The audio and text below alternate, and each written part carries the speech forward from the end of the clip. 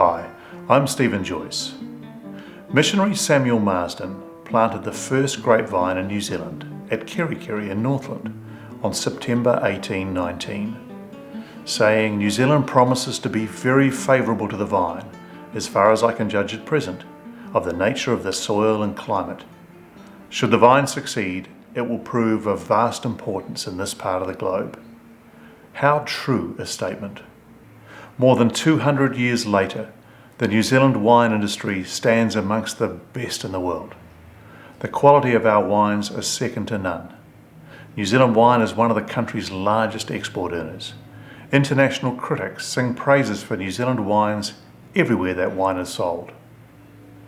In 1962, a group of 7 visionary, pioneering winemakers got together and asked the New Zealand government of the day to grant them an experimental license to produce brandy. Their intention was to produce the best brandy in the world.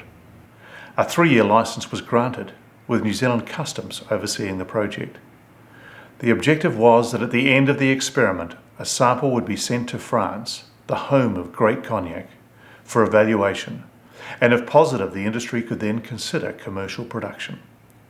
The answer came back that the quality of New Zealand brandy was indeed very high, and even as good as many prestigious cognacs. However, when the economics of growing a commercial brandy industry in New Zealand was further investigated, it unfortunately didn't prove to be viable. Most of the trial brandy finished up as fortifying spirits used in port and sherry, which was the mainstream wine market of the day.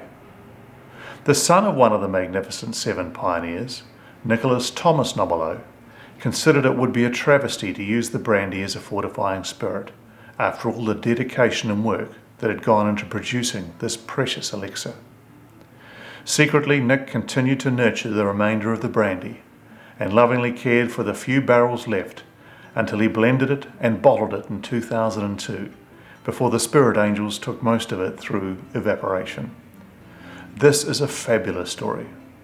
Unknown to the world for 60 years, this significant piece of New Zealand wine history is about to be offered to collectors and lovers of fine, rare brandies worldwide, who are astute enough to secure a bottle. Remember, this is the only brandy ever distilled in New Zealand. There are fewer than 800 bottles available.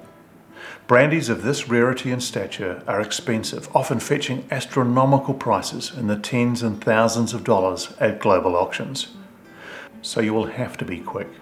You will own this rare collector's unit, which includes the brandy, a bronze display base, a leather-bound brandy story booklet, a certificate of authentication signed by a notary public, and a special leather carry case, all of which will be uniquely numbered, reflecting the collectability of this treasure.